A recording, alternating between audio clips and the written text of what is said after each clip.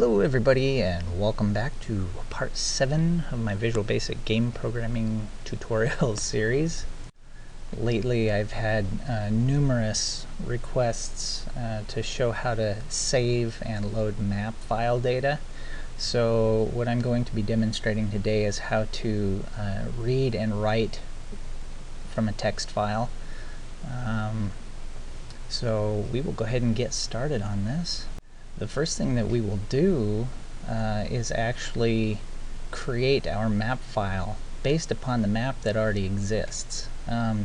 This variable, let's see, where are you? Map 100, 110. This is actually creating a grid for us. So what we're going to do is take every single coordinate in this and pump it out to a text file.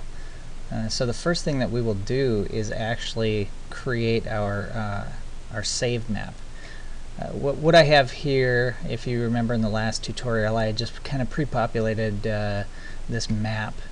I'll show you here. You've seen it. I'm just using some values to, preset values to draw this map out for me. What we want to do is make this a bit more dynamic, so we could actually, draw more things. In fact, it'd be really a tile map editor. So let's go ahead and do that. I'm going to close this, and what we're going to do is start by creating a private sub. And we're going to call this save map. Okay. So what this is going to do is actually create a new file every time it's launched. So what we're going to do is use a parameter to specify the name of our map. I'm going to save that as a string. And we're going to use the try and catch method here, because if a file is open, if the map file is open and it tries to write to it, it's going to crash your program. We want to be able to catch and kill those errors gracefully. So we are going to start by creating a stream reader, actually a stream writer, I'm sorry. So what I'm going to do is just dim sw as a new io.streamWriter, and we're going to use map file as the name from our parameter, and we're just going to add a file extension to that. You could do .txt or .dat or anything. I'm just going to call it .map. It doesn't really matter. The stream reader and the stream writer will both use them the same, so all it's going to do is just stream text. Next thing, I am going to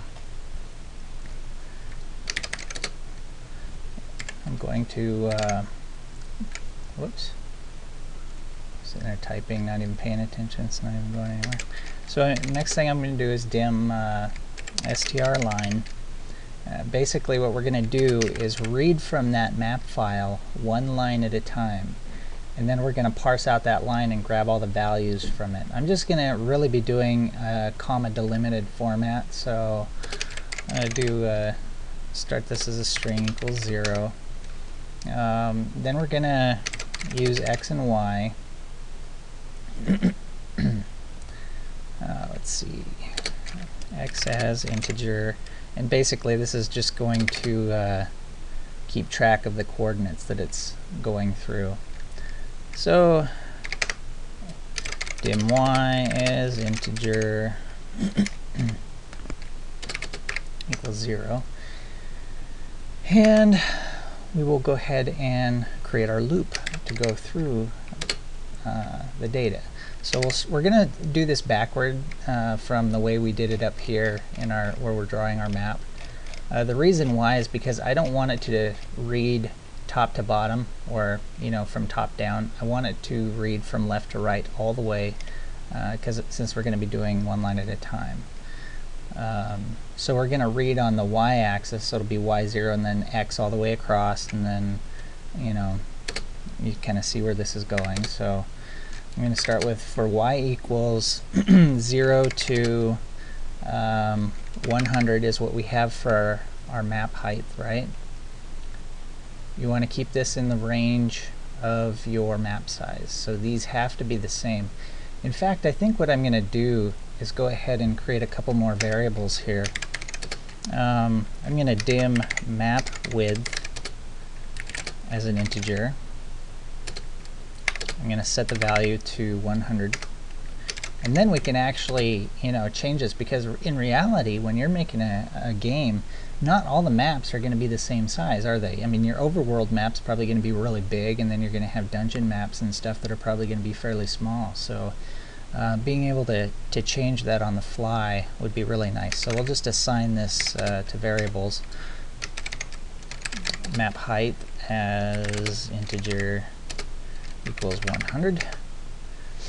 And then we can use this a little more dynamically. So I'll say map width and map height. So it's essentially saying the same thing, but I can now use these values without having to define them explicitly. If I ever want to change the size of my map, I don't have to go all through my code and change everywhere I used 100. So instead I can just change it in one spot and it'll propagate with the variables. Alright, so back down here, for y equals 0 to map height, right? And then for x equals 0 to map width. And it's going to loop through these until it finishes. So what we'll do is we're going to take string line and set a value to it. String line equals string line, oops, and the map, the value of the tile at map xy. Remember, 0 is our tile storage, so that'll be an integer as, whoops, and our delimiter. Okay, so what we're doing here is taking each line of our stream writer, each line of the text is going to basically grow on the x coordinate, so x0, y0, x 1, 2, 3, 4, 5, 6, 7, all the way up to 100. String line is going to equal string line plus the integer value and plus our delimiter. So it's just going to be like 0, 1, 0, 5, whatever our map values are. That's what we're going to store here. These guys right here are sources. So the next thing we're going to have to do, now that we have our we've basically set the line, we've created an entire line, it's always the first one, so y0, x through 0 through 100, and we want to break out of that x loop as soon as it hits the end of x. Then we will write to the file, so we'll say write line str line. Alright, so we just took str line and wrote it to the file, and then we're going to take str line and reset it to nothing for the next line, and then it's going to go through the next y coordinate and basically repeat all over again. So when we're done using a stream writer or stream reader, we should close it and clean it up to save resources. Okay, so basically I'm just going to dispose of it. Now we saved, we could throw ourselves back a message box or something like that and say map and our map name, and put that in a single quote, and map file and another single quote to end it. So it'll pop up with the name of our map in single quotes. Successfully saved. Alright, that's simple enough. I'm going to do OK only.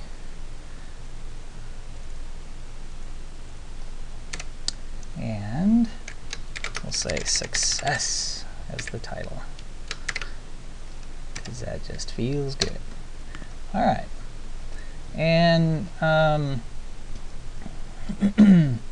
for our error, you know, things don't always go according to plan. So for our error, I'm going to just copy and paste this and say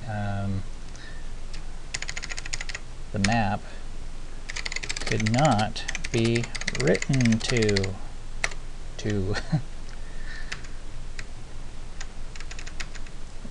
we should probably throw in the exception message too, so we know why it couldn't be written to. So we'll say VBCRLF. I'm going to go ahead and do two of those to separate them pretty well. VBCRLF. So the actual error message, EX, excuse me, dot message, will be displayed below our message. So the actual error code. And we do not want to say success. We'll say error. And I suppose we should also change this to critical.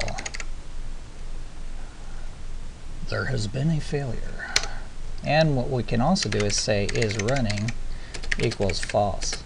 Now if you remember what is running is, that controls our game loop that we created back in the early parts. Where is it? Okay, right here. See, do while is running equals true. So essentially, if we get an error, it actually stops the game from running, which could, you know, essentially stop other errors from popping up because there's no map tiles or anything. Let's see. So our save map should go through here. It should go through our file that the stream writer. Now here's something about a stream writer. If it checks here, I didn't actually give this a path, so what it's going to do is dump it in the application directory, whatever directory the exe is running from. That's where the map file will be created. That's just something to keep in mind if you're wondering, well, where did my map file go when it was made? The stream writer will also check to see if it exists. Actually, it won't even look. It'll just basically write over it. So if it does exist, you know, might want to have something to say, well, don't write over my file, over my old map file. What you could do is trigger, say, an open file dialog or something like that, or a save file dialog, sorry. Then you could just, you know, direct it to save where you wanted it to. As it stands, every time you hit, you know, every time you run this, it's going to regenerate this file. So if it does exist, it will overwrite it. Something to keep in mind.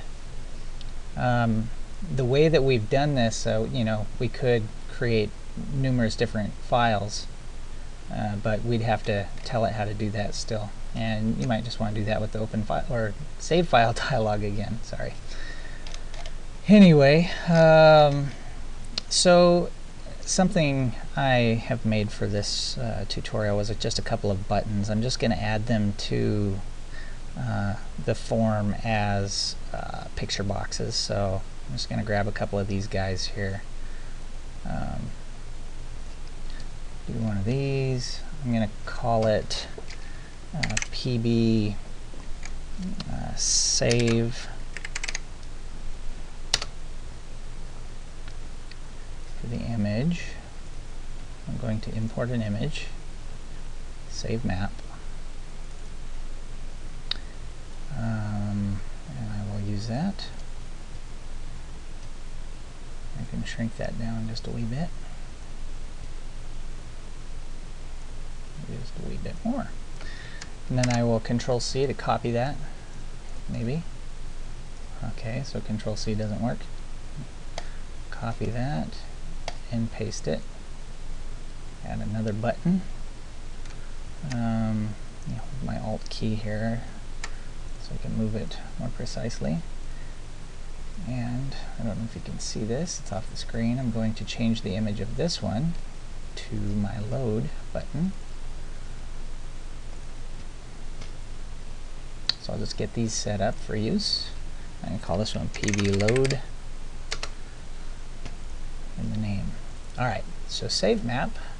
What we will do is on the click, we'll just say save map. And I'm going to call it map1. Okay, so if this works properly, what should happen is that map1 will be passed to this sub, and it will create a new file with the stream writer called map1.map. So it's going to create that map file and populate it with all of the values in our map variable up here that we set, since this is actually an array. Okay, so 100 times 100, what is that, 10,000? Should have like 10,000 values stored in it, which is quite a bit. That's a lot of, that's a fairly good sized world, I think. You could make it bigger if you want, but that's a lot of values to store. So if we run this, hopefully it'll work. And I think that what I'm going to do is monitor the folder while I'm doing this, and hopefully we'll get a map file here when we run this. So nothing so far. You can see our buttons up here.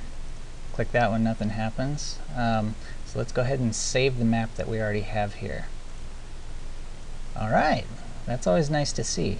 Map 1 successfully saved, and if you look down here, a file was created. So I'm going to go ahead and stop my program and go see what the contents of that map file look like. What I will do is open it through here instead of Notepad.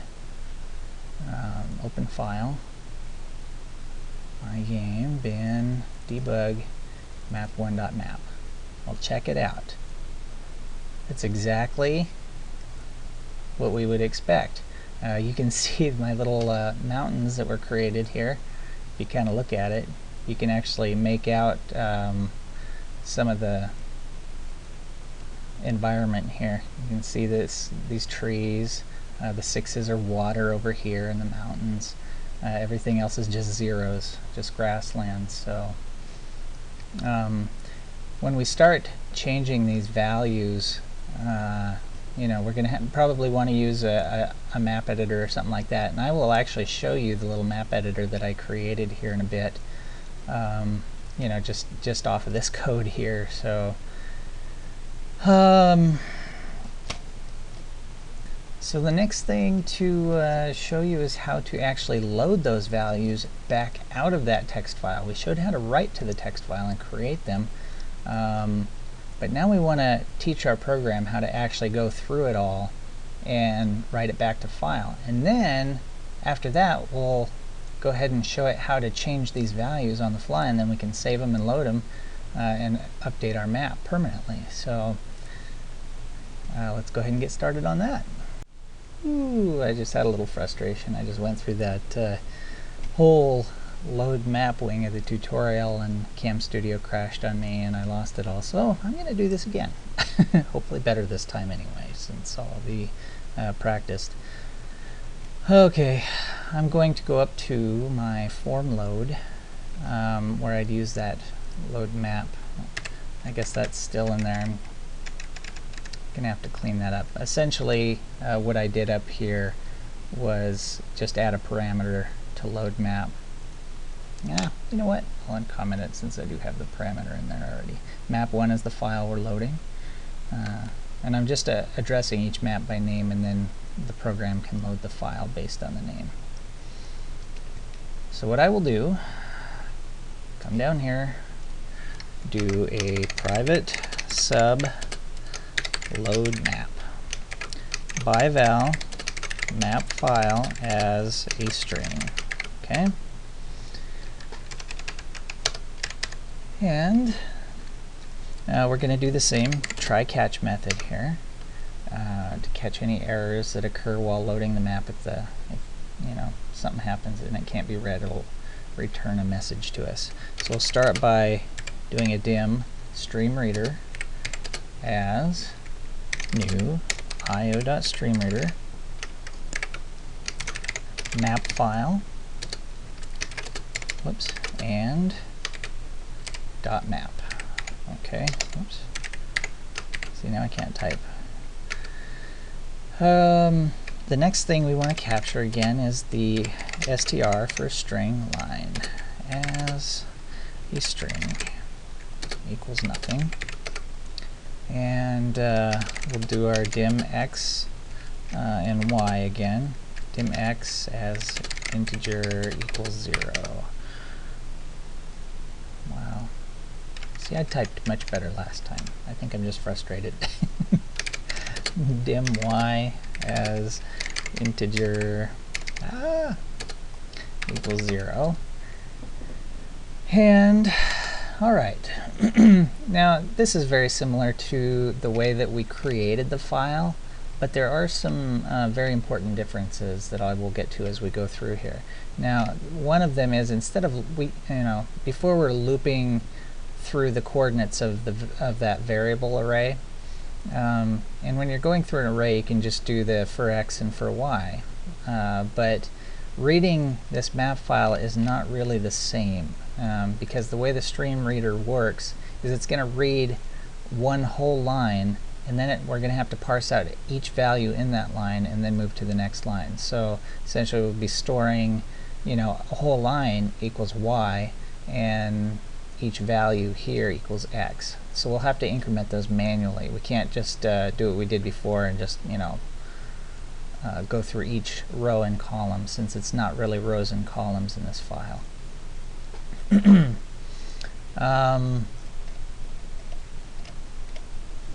What I'm going to do, instead of starting out with a for x and for y loop, I'm going to do a do until loop, and that is until the stream reader hits the end of the stream. Okay, that means it's reached the end of the file and it knows it's time to quit.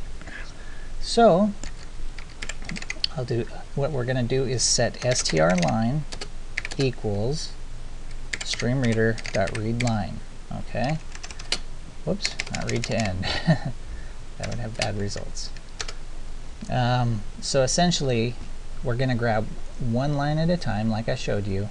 One line, two line, three line, and parse that, rip it apart and grab each value out of it. So before we actually do that, there's going to be one very important step. If you note up here, we set a value followed by a comma. What that means is that at the very end of the line, there's an extra comma, and it's going to read that as a value and try to return this blank or null value at the end, and then it will crash. So the first thing we're going to do here, before we read all those values, is actually replace that comma with nothing, so it doesn't try to read an extra value at the end. So I'm going to take strLine and dot replace, and I'm going to grab strLine last index of the commas. Okay, so there will be numerous commas in the line, but it's only going to look for the very last occurrence of the comma, and then replace it with nothing, just a blank. Okay, so there is no extra value at the end. So essentially we have just we're creating a comma delimited file reader. Okay, so this could be used for a number of applications. Now we have to iterate through each item on that line. We're going to do for each item as a string, okay, in split. Now we're using the split function. What it's going to do is every place it sees a comma, it's going to split and return the value next to that comma. Okay, so it's going to grab a value, split, grab a value, split, and continue to loop through that until it hits the end. So we're going to split str line anywhere there's a comma, that's our delimiter, and -1, what that's going to tell it is to split every time it sees the comma. Not just once, not just after the second comma, but every time. And so we've got another loop here, and until it hits the last item it will not carry on. The next step is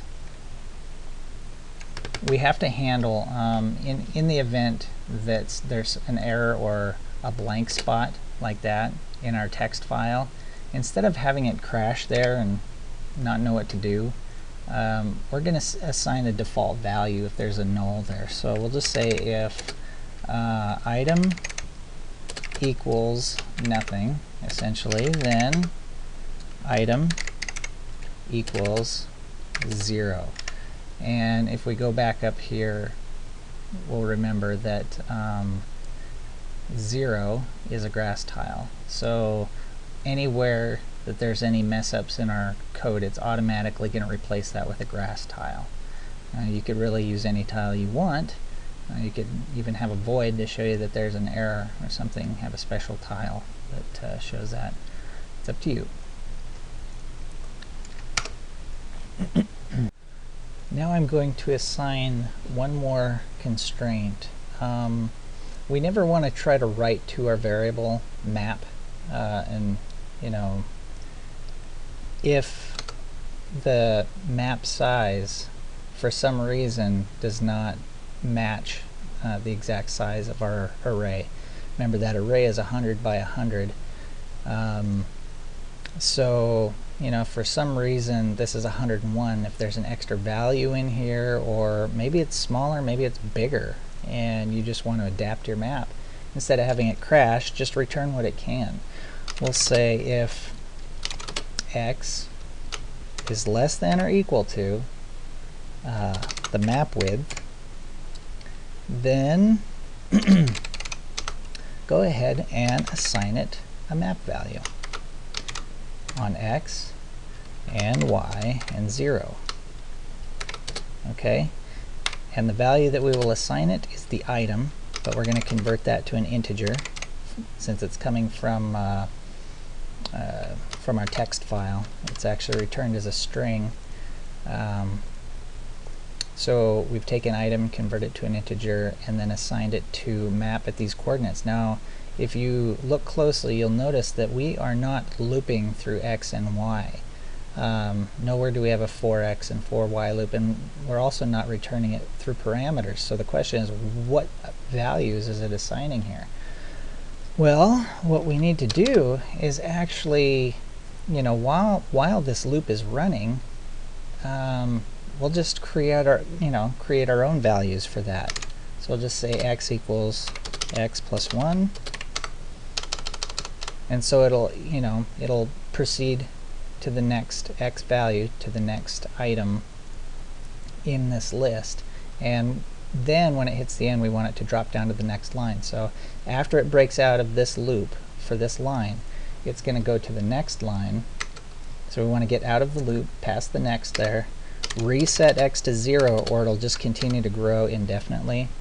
What would happen is it would read x 0 to 100, and then y is going to drop down, and this will be 101, 102. It's going to read this right edge. We want it to go all the way back to 0. So y0, x 1 2 3 4 5, y1, x 1 2 3 4 5, and so on. So then we're going to increment y. Y equals y plus 1.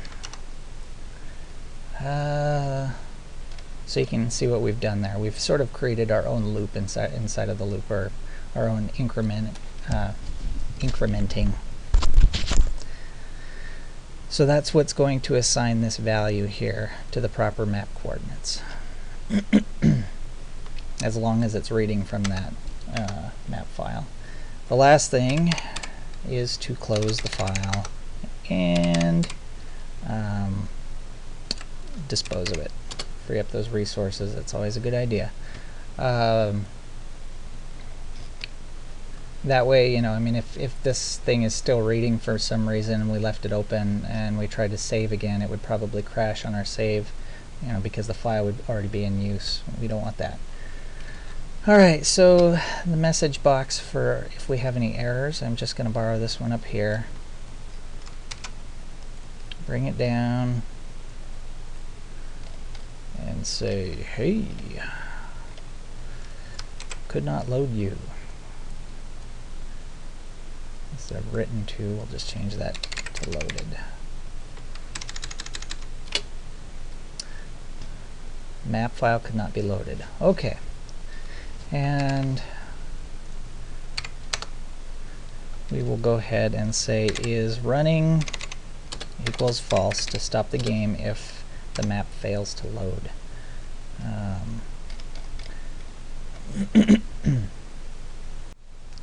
So we're already loading the map automatically up in the form load. Where's our form load?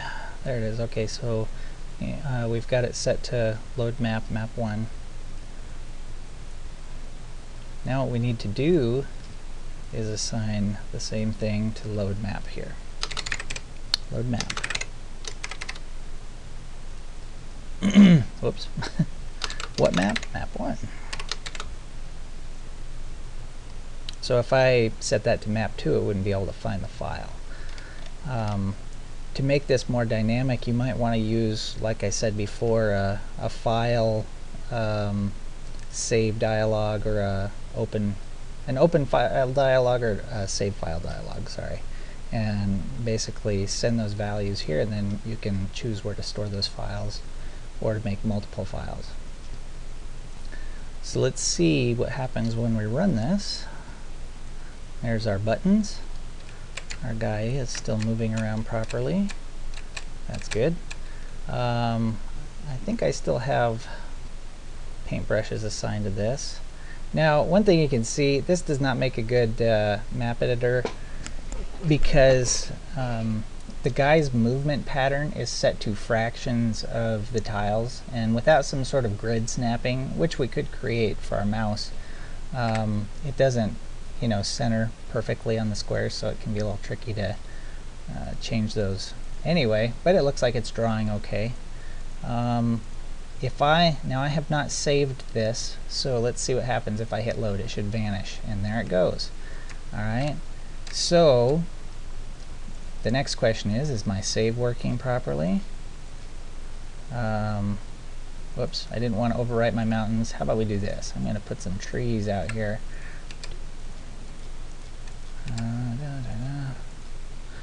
And I'm going to save that. It says my map was successfully saved. If I hit load, it does not disappear. That means that these tiles were successfully written permanently to the file. If I put new trees out here, hit load, they disappear, but these ones stayed. So if I want to make permanent changes, I can do so by hitting save. Alright, so this really, now, oh, here's another issue we hadn't considered. Back when when I was loading my map values before, you'll notice that I can't walk through these trees now. That's because at that coordinate, there's still a 1 in the blocked, because we're relying on the default. I'm going to say yes, go ahead and reload that. And you'll also see those changes reflected here. You can see those trees that I put in. Sorry. If we go up here where I'm using my get source rectangles, you'll notice that some of these are set to blocked, but none of them are set specifically to pass. Loading by default, that works because they automatically start as a 0, but if we change them after they've already been created, it doesn't set them back to 0 because we haven't told it to. So that 1 gets stuck in that position even though, you know, I put trees there and should be able to walk through it. So what I'll do is I'll take that value, go to my grass, and change it to passable by setting a 0. So the is blocked that we set earlier will now allow it to go through. So We'll go ahead and copy that. Come down here. I want to be able to walk through my trees. Weird mountains are blocked, and for good reason. I want to be able to walk through flowers, and I want to be able to walk through those. Oh, wait, no, I don't want to be able to walk through water. Let me set that to blocked.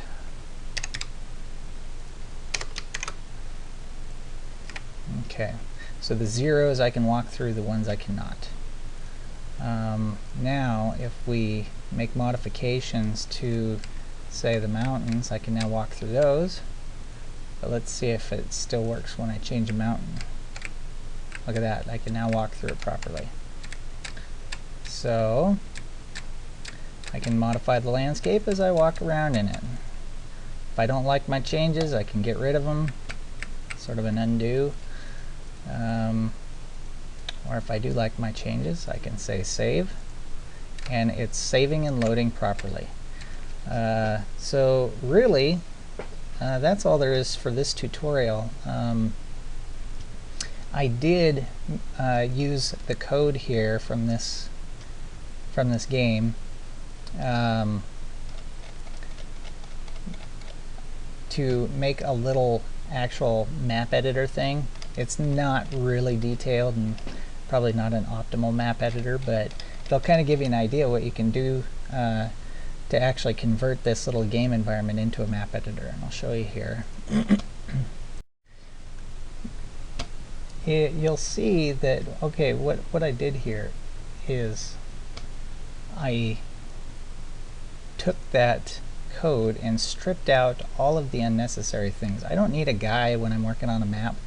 I don't need any of that, you know, all that logic dealing with him and whatnot. So now I can just use my movement keys to just buzz around here and change tiles. And you can see I just added a few more tiles to my palette over here, so you know I can change those values and you know, make cool stuff happen. So essentially, you know, some of the things I changed here. I'm not going to go through all of it. Oops, I'm on the wrong side. I'm going to have to bring my other window over here. So you can see, you know, I stripped a lot of this stuff out. I added a few things. Stuff I've already done in other tutorials, like just, you know, a few more images for my palette. You can see my map file that I'm drawing there. I removed the guy, so it no longer draws him or any, you know, and most of the variables that were associated with him. Didn't need that. So really, using the information I've given you in all these tutorials, you should be able to do exactly what I've done here. Just strip out the stuff that's not really necessary. And another thing I did do was, you know how I was saying that we move the guy in fractions of 32, because usually we move them, you know, at about 4 pixels or 8 pixels per click. What I did is I just set that to 32, so it moves an entire tile, and then we don't have to worry about that, you know, how it was, my square was not snapping around properly. Now it moves a whole tile, so the square is always snapped on the grid properly and doesn't draw in weird places where it shouldn't. So, and I can, you know, save and load. Oops, I don't like that change. Load it out. See how that works? Pretty nice stuff. I hope this has been helpful and fun for you guys. Still looking forward to seeing some of those projects. We'll catch you on the next tutorial. Thanks for coming along. Bye-bye.